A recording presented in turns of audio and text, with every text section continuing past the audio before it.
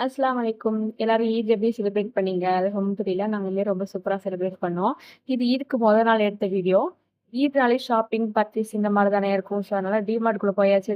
So, அங்க போய் ஒரு சுத்து சுத்துனா தான் நம்மளுக்கு என்னலாம் வேணும், என்னலாம் தேவை, என்னலாம் வாங்கணும் அப்படின்னு சொல்லிட்டு மைண்ட்ல வரும். என்னதான் லிஸ்ட் போட்டு போனாலும் நம்ம பார்த்தோனே தான், ஆஹா! இத மறந்துட்டோமே அப்படின்னு தானே இருக்கும். ஸோ, அதனால ஈத்க்கு தேவையான திங்ஸ் கொஞ்சம் கிராசரிஸ் எல்லாமே வாங்கிட்டு வந்தாச்சு. வாங்கிட்டு வந்த பொருள் எல்லாம் கையோட எடுத்து வச்சுட்டு, அப்புறம் டெசர்ட் செய்ய ஸ்டார்ட் பண்ணிட்டேன். ஈதுக்கு டெசர்ட்க்கு குலோப் ஜாம் தான் வேணும்னு சொல்லிட்டான் என் பையன். ஸோ, அதையும் செஞ்சு ஷீரால போட்டாச்சு. நல்லா அது ஊற ஆரம்பிச்சிருச்சு. வேலையெல்லாம் முடிச்சுட்டு அப்படியே வெளிய ஷாப்பிங் கிளம்பியாச்சு. நாளைக்கு வாங்கலாம்னு சொல்லிட்டு ஈதுக்கு மொத நாள் ஆச்சு. இதுக்கு மேல நாளைக்கு வாங்கலாம்னா ஈது முடிஞ்சு போயிரும்னு சொல்லிட்டு ஷாப்பிங் ட்ரெஸ் வாங்க போயாச்சு.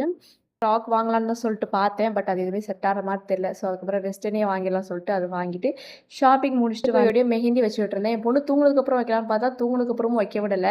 ஒரு வழியா இழுத்து பிடிச்சி வச்சு விட்டேன். அதுக்கப்புறம் ட்ரெஸ்ஸஸ்லாம் மார்னிங்க்கு தேவையானத எடுத்து வச்சிடலாம்னு சொல்லிட்டு எடுத்து வச்சுட்டேன்.